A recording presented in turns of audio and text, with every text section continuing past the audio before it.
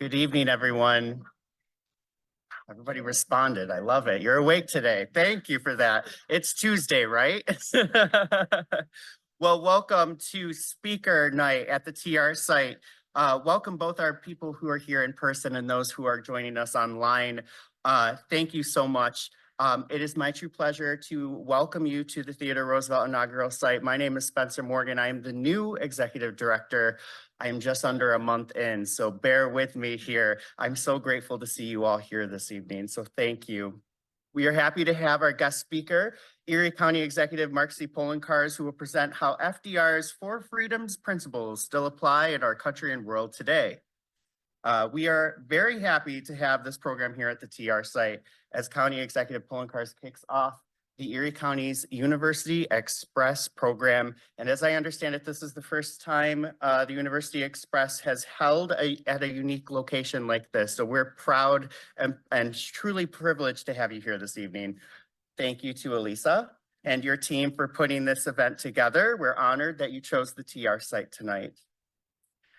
Following the presentation, we will have a Q&A session where County Executive Poloncarz will be able to answer your questions. If you are online, please put your questions in the chat, and Pat, our lovely assistant in the back, will read those questions aloud. For those of you in the room, please raise your hand and Pat will be over with a microphone for you to ask your question. Refreshments are generously sponsored by the Erie County Department of Senior Services and will be available just down the hall in our rotating exhibit room. Tonight's program will be featured on the TR site's YouTube channel afterward, along with all of our other speaker night events. It is my pleasure to introduce Angela Marinucci. Angela is the Commissioner of Erie County Senior Services, who will introduce our special guest speaker for this evening. I've learned a lot about Angela over the, oh, no, I have a bio. I have a bio. Besides her role as commissioner, Angela Marinucci is a proud mom of 3 young daughters. She is passionate about service and making the world an even better place to be. Prior to joining the Department of Senior Services, Angela was the Deputy Commissioner of Erie County Personnel and a practicing attorney. She graduated from William Smith College with her BA in Public Policy and Political Science and earned her law degree from American University's Washington College. Angela enjoys pop culture, traveling, reading, and of course, exploring Erie County with her husband and daughters. It is my pleasure to introduce Angela.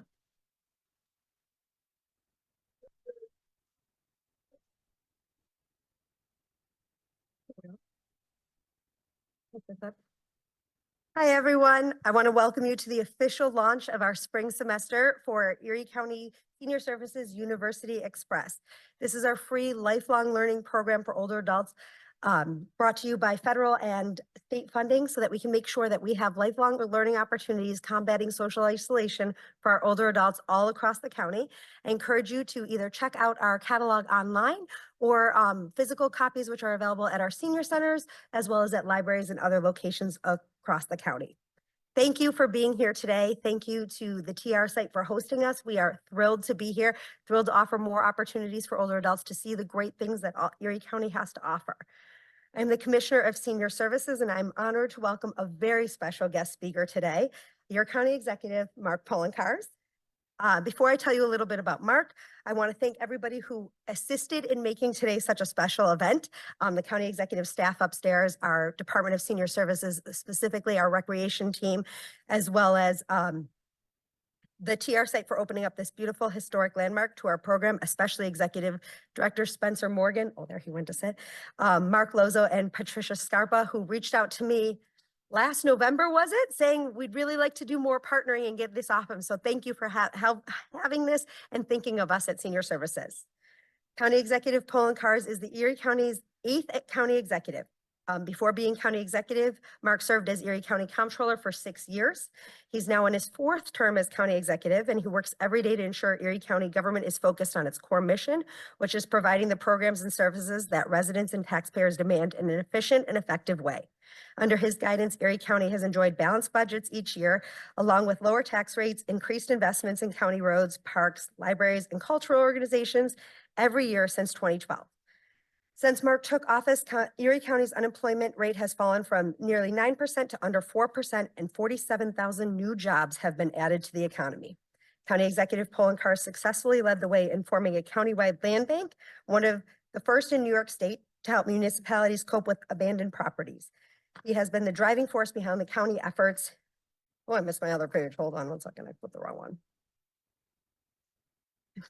To introduce public art to communities now in its 10th year with Buffalo AKG, which is phenomenal, and local economic development projects such as Renaissance Commerce Park located at the former Bethlehem Steel site. County Executive Poloncarz is also the one who appointed me commissioner and has been incredibly supportive of all the ways that we've branched out our programs for older adults across the county.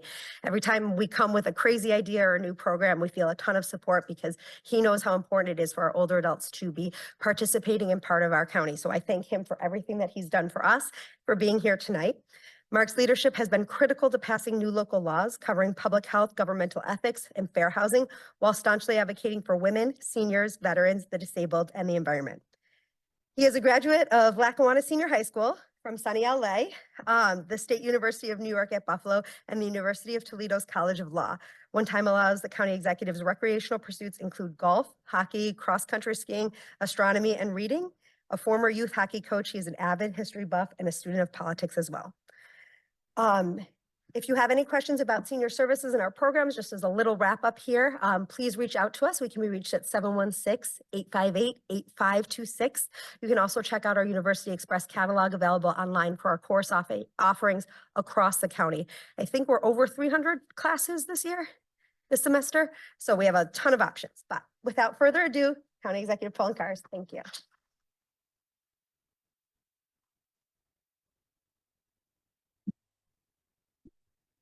Thank you, Commissioner. How's everyone doing? I'm going to use this microphone. You can hear me better, hopefully, but I am very pleased to be here tonight. I want to thank Spencer Morgan and team from the Teddy Roosevelt inaugural site for allowing us to be here, for welcoming us, for allowing a new dealer to come into the home of the Square deal. So thank you very much. I also want to thank our great team from Senior Services for the work that they do with the University Express program, but also just all the other programs they do to ensure that our older adult population receives the services that are entitled to, but also can enjoy this type of program, University Express program. If you've never attended a University Express program, by a show of hands, the people in here, how many of you have attended a University Express program in the past? Also, quite a few of you. Good. Good. So I'm glad that this is the first one for those who haven't, but there's, as it was noted, over 300. Some of them that are taught by much more qualified individuals than me, including professors from college who really understand subject matter because it's been their lifelong study. But I'm here today to talk a little bit about why I believe the FDR Four Freedoms Address, which we'll talk about because I want to go through the history of it, not only mattered back prior to World War II, during World War II, but why it still matters today, not just in the United States, but in the world in general. So let's go back in time. We need to go back to November 5th, 1940. President Franklin Delano Roosevelt had just been reelected to an unprecedented third term. Never happened before in our nation's history. He was facing some of the greatest threats posed to any president at that point. He won by a fairly sizable margin, 37 states to Wendell Willkie's 11, which was actually worse than when he ran in 1936 and won his second term, in which he won with 46 states to 2 for Alf Landon. There used to be a saying, as goes Maine, so goes the rest of the country. But when it was 1936, it was as goes Maine, so goes Vermont, because that was the 2 states that voted for Alf Landon. But in 1940, a little bit different, an overwhelming victory, but not as large as 4 years before. But he was facing, as I said, some of the toughest things that any president could have imagined. The nation was still dealing with the effects of the Great Depression and truly never did leave the Great Depression until the U.S.'s entry into World War II. Germany had already invaded Poland at that point, so Europe was at war. And of course, in Asia, in the Pacific, Japan had invaded China and French Indochina. So this is what he was inheriting as he began his third term, which also interestingly talks about a little known fact. Anybody who knows me knows I not only like history about presidents, but also vice presidents. So at the time we're talking about the Four Freedoms Address, does anybody know who the vice president was? Got a hand up there. It was not Henry Wallace. The answer was, Henry Wallace. I heard John Nance Garner. John Nance Garner, the former Speaker of the House from Texas, was serving the remainder of his term. Henry Wallace became the vice president in January 20th of 1941, but at the time the Four Freedoms Address was given, as we'll talk about, he was not yet the vice president.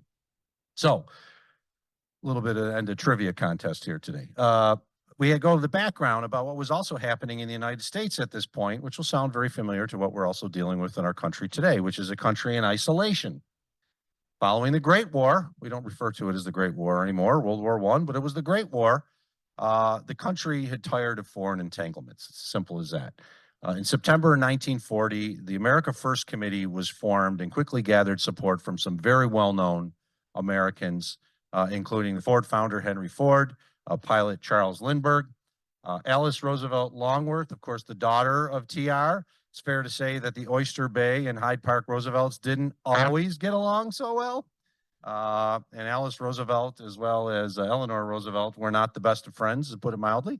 But she was part of the America First Committee, as well as Senators Burton Wheeler, Gerald Nye, Robert Taft. Those are Democrats and Republicans, so it's not just like one particular party is forming the isolationist movement. And within a few months, there were over 400 chapters and 800,000 members that joined the American First Committee. And their goal was no more foreign entanglements. The United States should not be involved in what is the European old world wars. So you talk a little bit about the history associated with that, and then you start learning a little bit more about, of course, some of those leaders. Of course, Charles Lindbergh had pro-Nazi tendencies. There's no doubt about that. And of course, Henry Ford was an avowed anti-Semite. So some of the leaders of the American First Committee were not necessarily doing it for what would be considered benevolent means about just the United States. And I've included this cartoon up here, which is a very familiar design. Theodore Geisel, otherwise known as Dr. Seuss, had this cartoon, which puts it mildly. It has a woman with the America First name on her sweater, reading to two children the book Adolf the Wolf. And it says, and the wolf chewed up the children and spit out their bones. But these were foreign children, and it really didn't matter.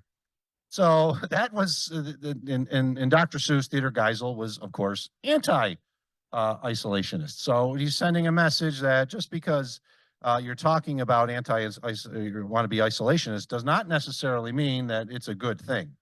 So this came out right around the same time in late 1940. So FDR knew that America could not stand by, as well as others. So in September 1940, the United States and Great Britain entered into the Destroyers for Bases deal, in which the United States exchanged 50-year-old destroyers. So destroyers that probably were built prior to Teddy Roosevelt becoming president, may have served in the Spanish-American War for 99-year leases with Great Britain on bases in North America.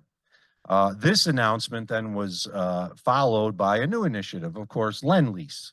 So Roosevelt, as an FDR, is setting the tone in mid-1940 about what our country probably needs to do, which is start taking sides because of what was occurring in Europe at that time.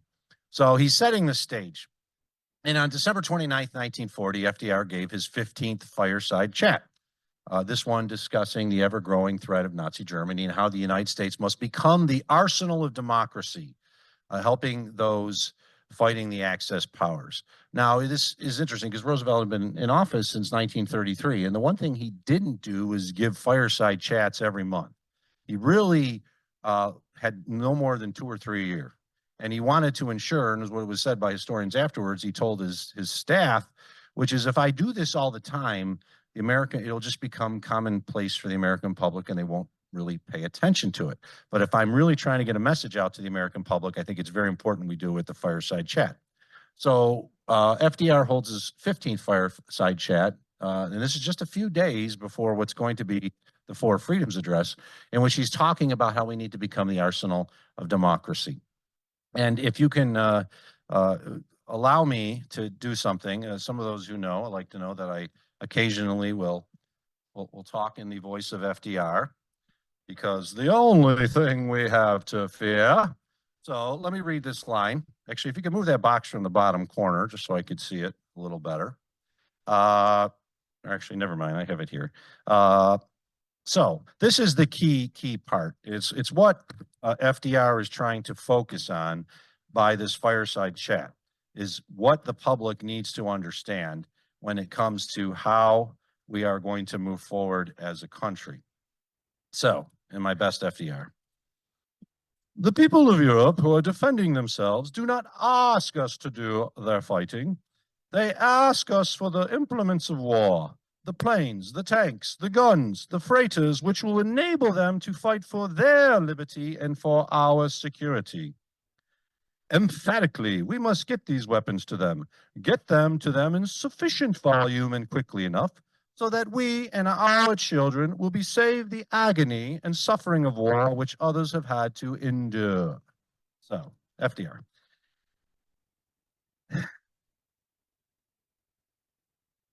Thank you. Well, what I think is interesting, because he's putting this out, is we need to get the equipment to them. We need to get the tanks. We need to get the planes, so we are not dragged into World War II.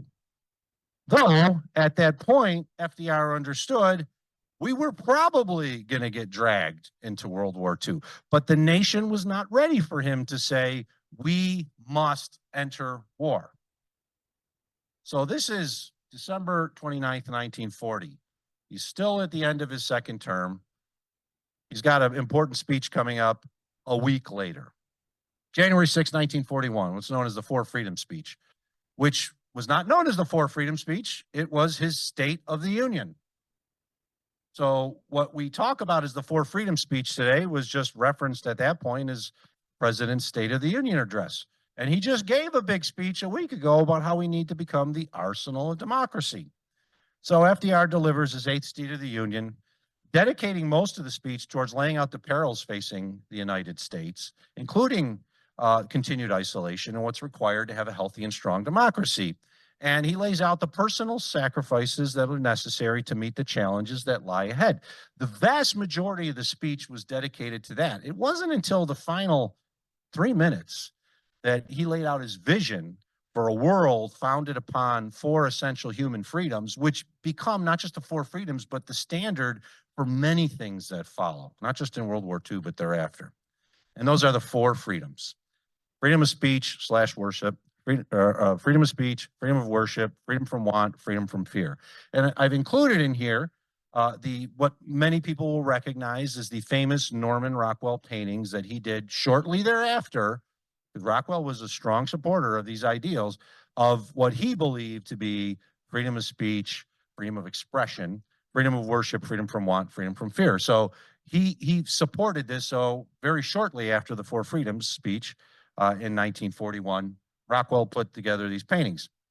And this became known among the American public as the core principles for not just our thought of going forward, but, as I will discuss, after the bombing of Pearl Harbor, also a major rationale for war as well. So the 4 freedoms: freedom of speech. He was really short in his address. He didn't expound on each of these tremendously.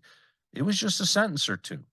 So the first is freedom of speech and expression everywhere in the world.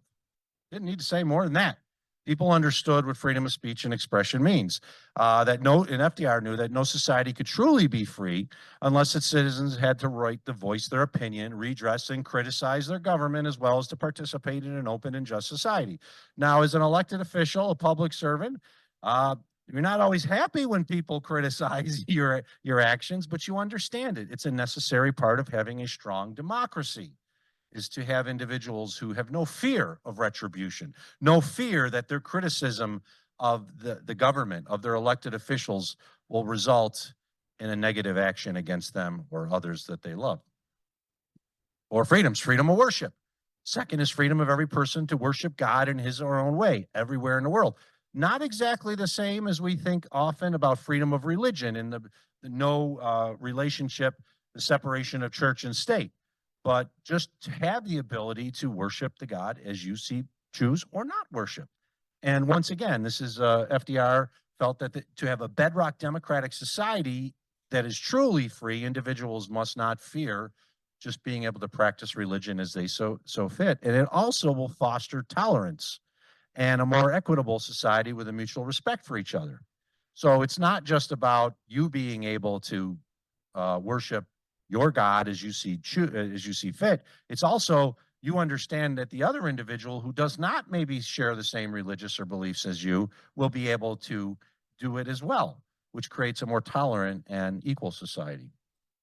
So freedom from want, the third of the four freedoms, which everyone coming out of the Great Depression would have understood. He was a little bit more on this one because it wasn't just about the United States. He was talking about the world too. The third is freedom from want, which translated into world terms means economic understandings which will secure to every nation a healthy peacetime life for its inhabitants everywhere in the world. Once again, we are in the Great Depression still. Better than it was in 1932, 1933, but it's still not great in the United States. But it's worse in many other places across the country. So after what's talking about political liberties, so to speak, now we're getting into what we consider economic justice issues today. Issues that everyone should have an opportunity to reach their true potential in a society, and that we are not going to have to worry about basic necessities such as food, shelter, and economic security that going through the 1930s was a significant concern in the United States. But Roosevelt's talking about this not just in regards to the U.S., but the rest of the world.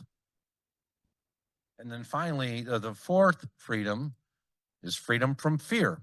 It's a little different than when he said, the only thing we have to fear is fear itself, because he's not just talking about what was going on in the United States and how people were really just fearful for their future, but true fear of nations being overrun, of individuals being murdered, butchered by another country.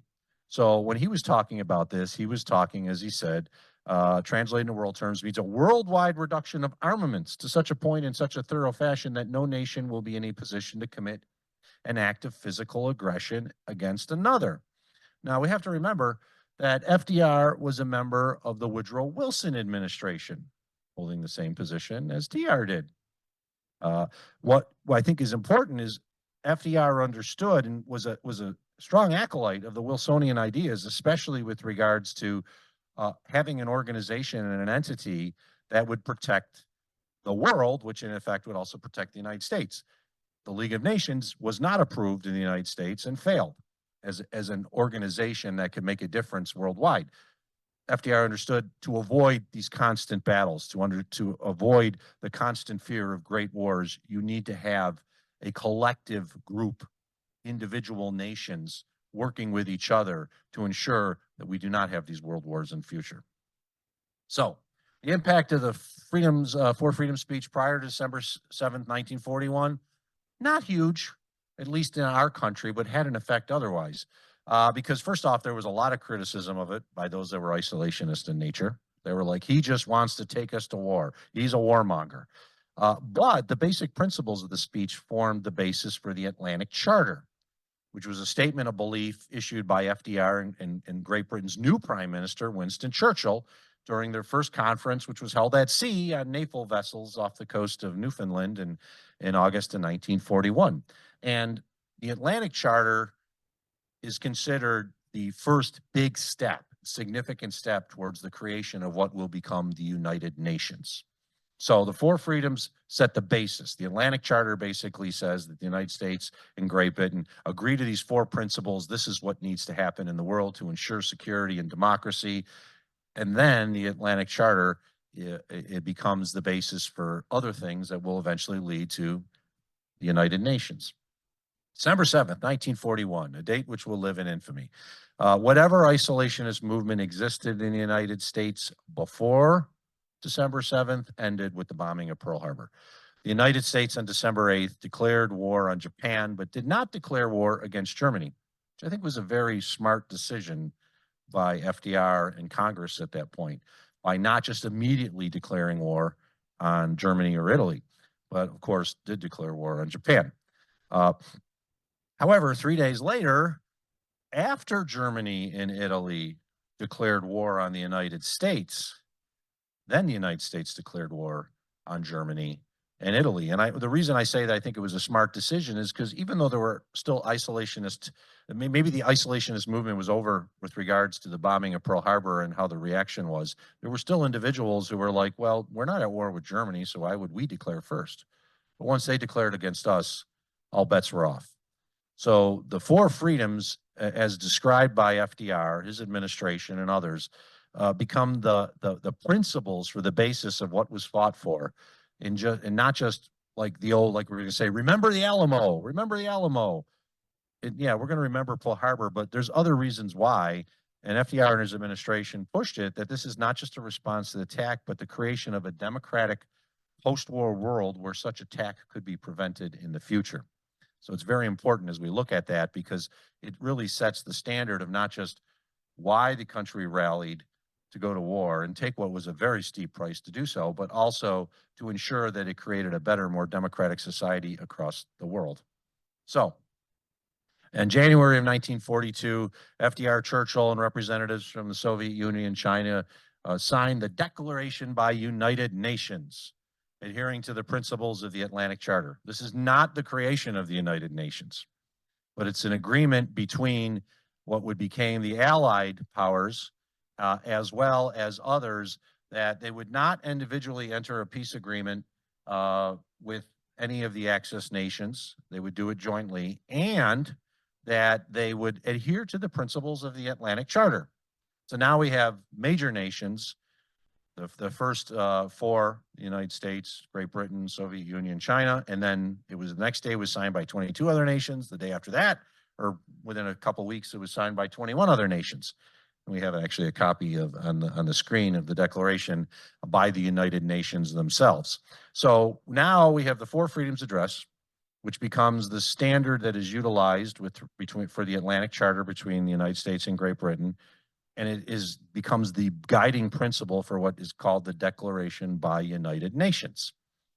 So it's not just a vision of FDR, it's becoming a vision of the countries that are united in their effort to fight the Axis powers.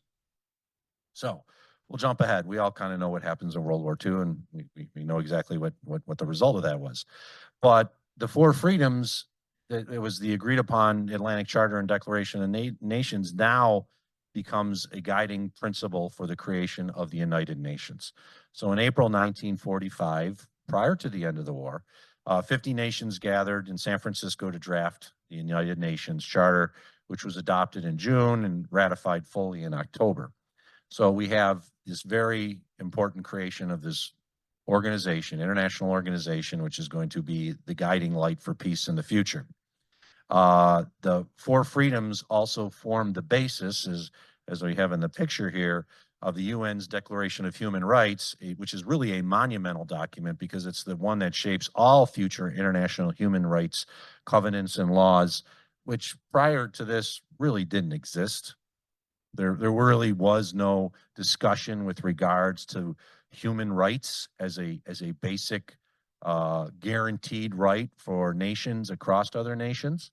And we have the picture, of course, of Eleanor Roosevelt, the former First Lady, who was appointed by President Truman and became the commissioner, the chair of the commission that drafted the UN Declaration of Human Rights, which I put on here. It is her effort as well to continue the legacy of FDR, but her own legacy of, if you think about it, during the presidency, she was out there going across the nation, talking to individuals. She was the eyes and ears for FDR. She was the strongest advocate for Arthurdale, West Virginia, to help West Virginian coal miners who had terrible, terrible economic conditions. to create a better society where people just didn't have to worry about whether they're going to have a roof over their head, whether they're going to be able to afford food. So when we talk about the Universal Declaration of Human Rights, it's not just a continuation of the four freedoms per se, it's also a continuation of Eleanor Roosevelt's efforts to create a stronger and better society for all. So that's the immediate post-war impact. Continued post-war impact, the Great Society and war on poverty. President Lyndon Johnson, who served in FDR's administration, was a huge admirer of FDR, patterned a lot of what he did in the Great Society, including the war on poverty, on issues associated with the four freedoms, including the freedom from want. There's a picture of the president and Lady Bird Johnson greeting individuals in Appalachia who they had a great respect for those individuals. It's not like it wasn't a question of often people in Appalachia are portrayed as others not intelligent. No, these are just individuals who had systemic poverty for generation after generation after generation. It's not that they weren't hardworking. It's not that they weren't intelligent. It's just our country was not there to help them. And so they lived in a society in which it just continued to be poverty decades after decades. So it formed the basis for the Great Society in many ways, as it pertains to the Lyndon Johnson administration efforts to do the war on poverty and to create a better society for all. So now let's jump ahead to today. And this is what I really wanted to kind of focus on, which is the four freedoms as it pertains today. So I've switched out the famous Norman Rockwell paintings for four things that are going on right now that I think we all need to talk about because it pertains exactly to every one of these: freedom of speech, freedom of worship, freedom from want, freedom from fear. So let's start out freedom of speech. The individual on the screen is Alexei Navalny. If in case you don't know, of course, FDR believed that a society, a global society, cannot truly be democratic and free unless you have the right to express your opinions, especially about your government. And Alexei Navalny, for the longest time, was the #1 opposition leader in Russia. And what has unfortunately just happened recently, he died in prison. And everyone assumes he died in prison, not of natural causes. So here we have an original signatory to the Declaration of United Nations, itself, what is the former Soviet Union, current Russia, led by Vladimir Putin, that we know, well, if you say boo about Putin, if you criticize the government, you're going to be detained. You may not end up dead like Alexei Navalny, but it's guaranteed you do not have the ability to freely express yourself. And it's not just, of course, Russia that is like that. 2 of the 3 UN, I should say 5, I don't know, it says 3, but 2 of the 5 UN Permanent Security Council members, Russia and China, are notorious for their crackdowns on speech and banning of any sites that are critical of the government. I find that really, especially China, really interesting today because there's all this discussion about the TikTok ban. I do not have TikTok. I have a feeling a bunch of the people in this room do not have TikTok, but a lot of the younger generation have TikTok. And I was recently at an event where I talked to them and I said, if you knew the Chinese government was spying on you and collecting information on you through your TikTok app, would you stop? And their answer was, no, I love TikTok. But that's what TikTok is doing. It's a Chinese company with direct ties to the Chinese government. And here's the irony about it. We're talking about banning TikTok and people are like, we can't do that. This is horrible. Well, it's being used to ban, to basically form a platform on every American citizen. China is trying to build a dossier on everyone. Simple as that. Whatever reason, who knows? I don't think it's good reasons. But at the same time, China cracks down on speech. And if you try to go to Facebook, Twitter, Instagram in China, you know what you will find? It's blocked. There's no such thing as free speech in China, as much as they try to portray their a modern society based on democratic values. We know it's not democratic values. So the 4 freedoms matters today. Freedom of speech, because there's major countries in this world that if you say anything bad about the government, you're probably going to end up in jail. Freedom of worship. This is from a Pew report that was just issued. month and a half ago, looking at the most recent data regarding governmental restrictions on religion. So, 4 freedoms, let's go back. The second is freedom of every person to worship God in his own way, everywhere in the world. Well, as noted in last month's report from the Pew Research Center, the most recent data they have is 2021. Government restrictions on religion, laws, policies, and actions by state official actions that limit religious beliefs and practices reached a new peak globally. 55 countries, or 28% of the total independent countries, had high or very high levels of governmental restrictions in 2021. And religious groups faced harassment by governments in 183 countries. So they may not all have laws on the books. They may not all have rules that say you cannot practice that particular religion. But according to the Pew Research Center, which is generally considered nonpartisan, even they just base the facts, 183 countries it was identified where religious groups faced harassment, and 163 countries interfered in worship, which is down from 164 from the year before. So they're making a little progress. But that's a vast majority of the countries in the world where if you want to practice your religion, you may be prevented from it or harassed, which means made your life miserable. So this is, in some ways, this is not just an international problem. We see here in the United States where people are harassed for practicing their religion as they so believe. So when we talk about the 4 freedoms, freedom of worship, it's gotten worse. If you look at the background of freedom of religion in countries, the numbers were much better 20, 30, 40 years ago. It's gotten much worse as we've gotten further away from the initial 4 freedoms in World War II. Freedom from want, 4 freedoms. Once again, this is what Roosevelt considered a essential freedom, an economic justice issue, where people will have a healthy peacetime life for their inhabitants everywhere in the world, secure a nation with a healthy peacetime life. So we know that's not the case. We know that's not the case in our own country.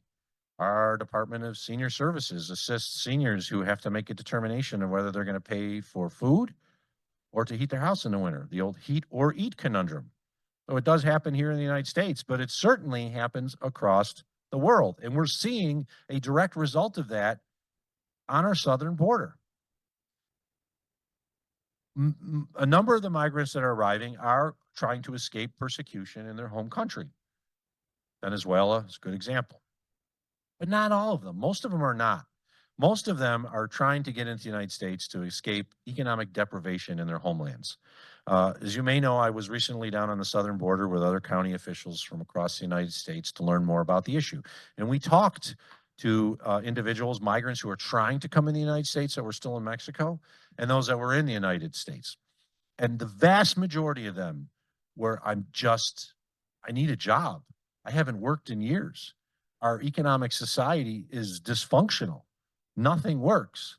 Or I come from a society where the government takes everything, and even if you are working, you can barely afford enough for food.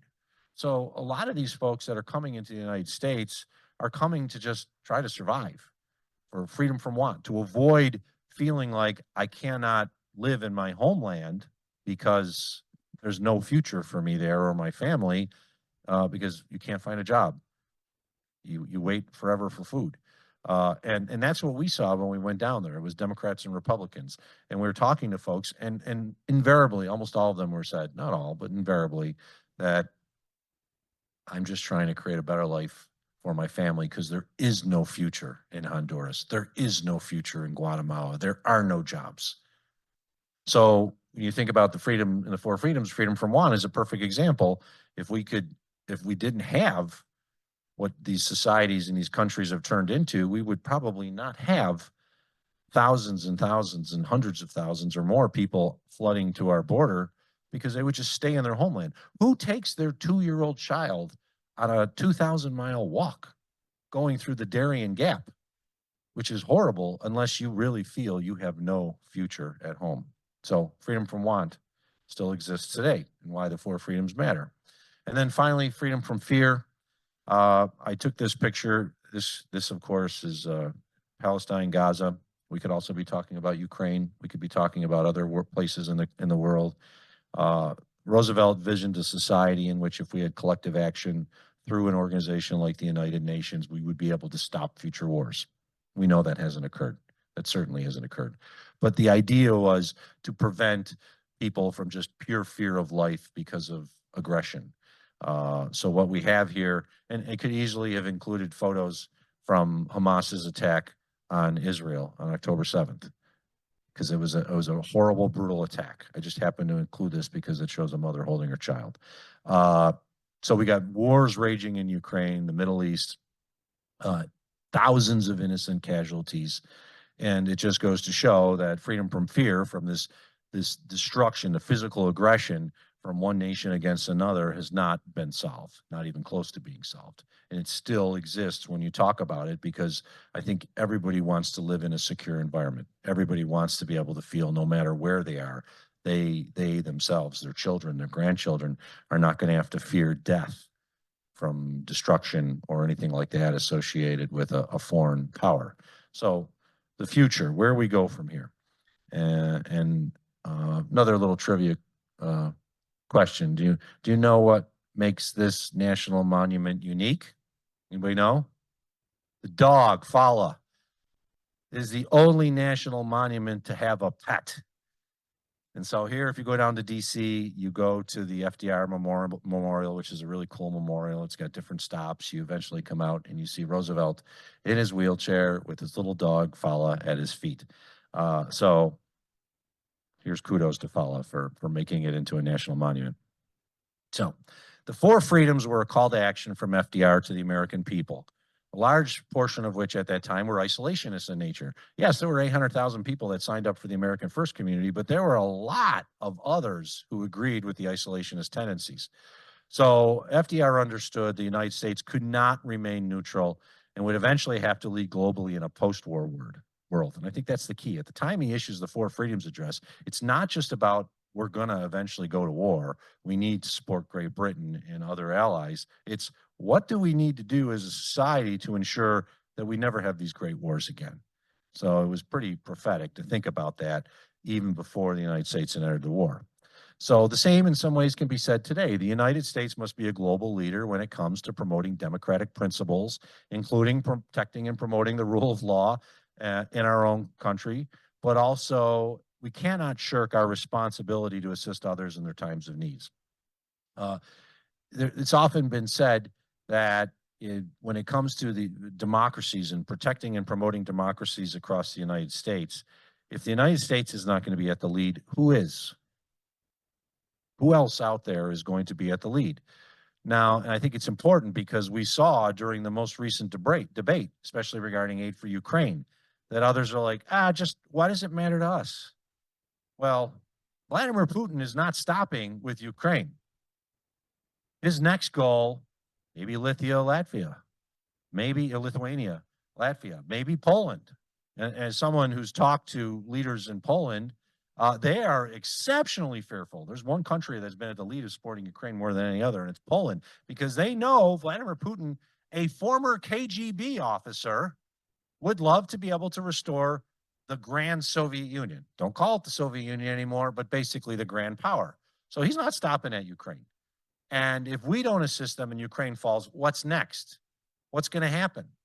Is this going to be like Chamberlain and Czechoslovakia? Okay, we have peace in our time. We give them the Sudetenland. Uh-oh, that didn't work. Think it's really going to work with Vladimir Putin?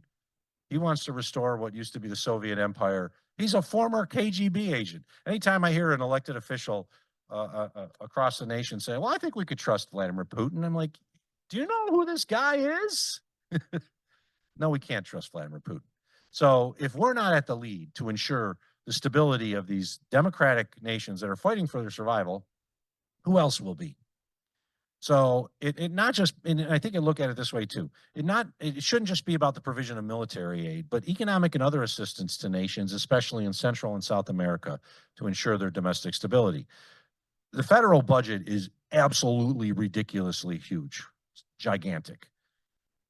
less than 1% of it went to foreign assistance, foreign aid. And often it was to go to help these smaller, impoverished countries strengthen themselves, build the infrastructure that was needed so they could have running water, they could have streets, they could have foreign investment, which would strengthen them. And then somewhere along the line, it's like that was a bad thing. And now we have nations on our own hemisphere in an area where the Monroe Doctrine and the TR corollary was like, stay out, old world. This is ours. And now we're going to walk away from it and say, old world, stay out, but we don't really care what happens in Central and South America. But then you end up having the result of these nations basically failing and their citizens fleeing because they have nothing else to do.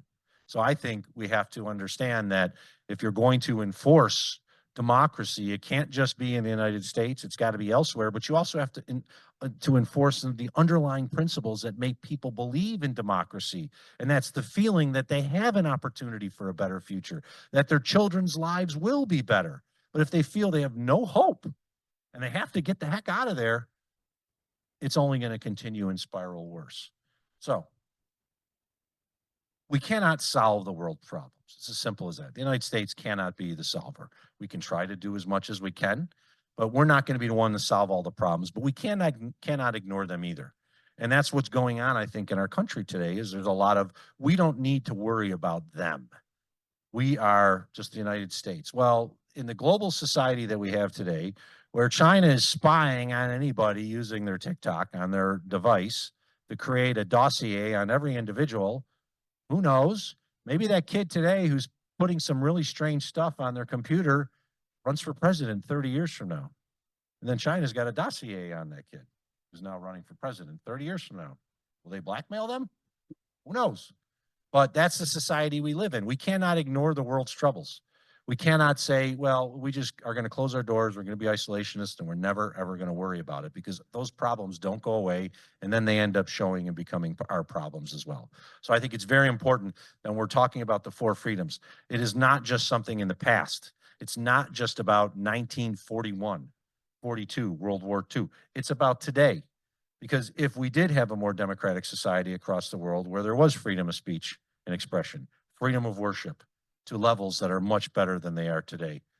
Freedom from want, where people did not feel they had to leave their homeland, the only place they've ever known, and walk 2,000 miles because there's no future. And then freedom from fear, so that we do not have societies where there's just outright destruction. We would be a better society as a world society if we didn't have that. But we have to continue to focus on those 4 freedoms and the other things that go along with it, so that we can have a strong society, not just in the United States, but in the world. I thank you all for joining me here today, and I'll be glad to entertain any questions.